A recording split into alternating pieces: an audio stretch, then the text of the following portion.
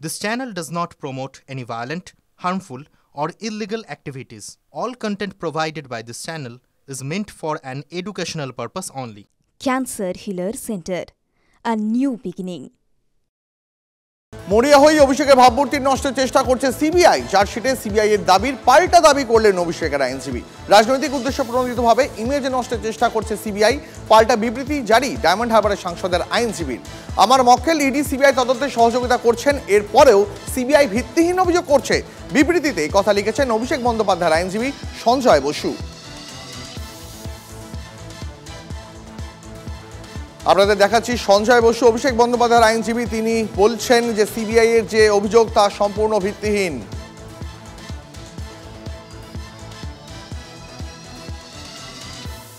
আর এই যাবতীয় আলোচনা, এই যাবতীয় বিতর্ক নেতাজি ইন্ডোরে আজ তৃণমূলের মেগা বৈঠকের আগে আজ নেতাজি ইন্ডোরে তৃণমূল কংগ্রেসের সমস্ত পদাধিকারী এবং জনপ্রতিনিধিদের নিয়ে বৈঠক ডেকেছেন খোদ মমতা বন্দ্যোপাধ্যায়।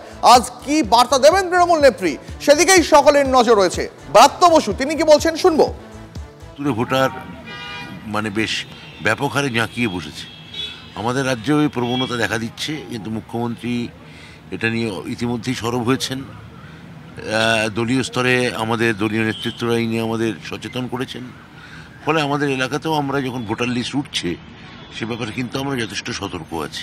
লাস্ট কোশ্চেন, যারা ধরুন আসতে পারছে বা আসছে না কোনো কারণে, তাদেরকে কি কোনো ব্যবস্থা বা এই ধরনের কিছু? এটা পার্টি উচ্চ নেতৃত্ব বলতে পারবে, এ আমার পক্ষে বলা সম্ভব নয়।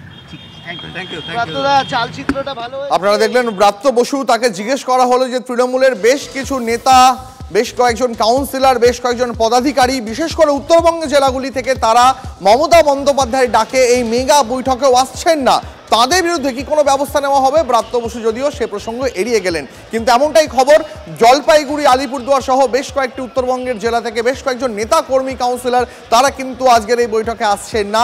ব্যক্তিগত কারণ দেখে তারা এই বৈঠকে আসছেন না বলে জানিয়েছেন দলকে। ধীরে ধীরে এই বৈঠকে বিভিন্ন জেলার নেতারা আসতে শুরু করে দিয়েছেন। উত্তর 24 পরগনা থেকে সোমনাথ, শ্যাম, তারা নারায়ণ গোস্বামী, তাদের মতো নেতারাও এই মুহূর্তে নেতাজি ইন্ডোরে বৈঠকে আসতে শুরু করেছেন। কি বলছেন তারা এই বৈঠকে যোগ দেওয়ার আগে শোনাবো আপনাদের। কি মনে করছেন, কতটা মমতা বন্দ্যোপাধ্যায়ের যে নির্দেশ আজকে কতটা গুরুত্বপূর্ণ হয়ে উঠবে? নিশ্চয়ই গুরুত্বপূর্ণ। ওনার আদেশ আমাদের কাছে সর্বোপরি। উনি যে আদেশ দেবেন সেই আদেশ হিসেবে আগামী 1 বছর আমরা আমাদের কর্মসূচি এবং আমাদের প্রত্যেকটি কাজ সেইভাবেই করব। লোকসভা নির্বাচনের পর ব্যারাকপুর সব থেকে বেশি আলোচনা হয়ে জায়গা উঠেছে বিভিন্ন কারণে। এবার কি ব্যারাকপুর বিধানসভা নির্বাচন সামনে আসছে, ব্যারাকপুর বিলটা কি অনেক বেশি অ্যাক্টিভ হবে? না, এখন খুব শান্ত ব্যারাকপুর, কোনোরকম অশান্ত নেই। কিছু মানুষ অশান্ত করার চেষ্টা করছে, আশা করি এবার ব্যারাকপুর খুব শান্তভাবেই চলবে। ভীষণ গুরুত্বপূর্ণ। আজকের এই সর্বস্তরের নেতা কর্মীরা যেভাবে তাদেরকে ডাকা হয়েছে, নেত্রী কি নির্দেশ দেন, সামনে 1 বছর পরে বিধানসভা নির্বাচন, সুতরাং এইটা উত্তর 24 পরগনায় যেখানে 33টা বিধানসভা আছে, আমাদের মতো দলের নিচুতলার কর্মী নেতৃত্বর কাছে এটা খুব জরুরি যে দল কি দিক নির্দেশ করছে সেটা শোনার এবং আগামী 1 বছর সেই কথাকে মান্যতা দিয়ে দলের কাজ করা। উত্তর 24 পরগনা, দক্ষিণ রাজ্য সরকার গঠন করে, যা বিধানসভা, এই দুটো বিধানসভায় কি মমতা ব্যানার্জি অন্যতম পাখির চোখ?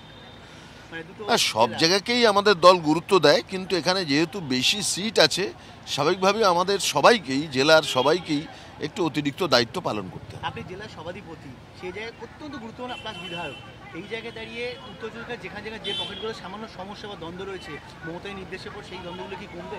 নিশ্চয়ই কমবে। এখন উনি কি ডাইরেকশন দেন, কাকে কতটা দায়িত্ব দেন, দলই তো শেষ কথা, সেইটার দিকে আমরা উন্মুখ হয়ে তাকিয়ে রয়েছি।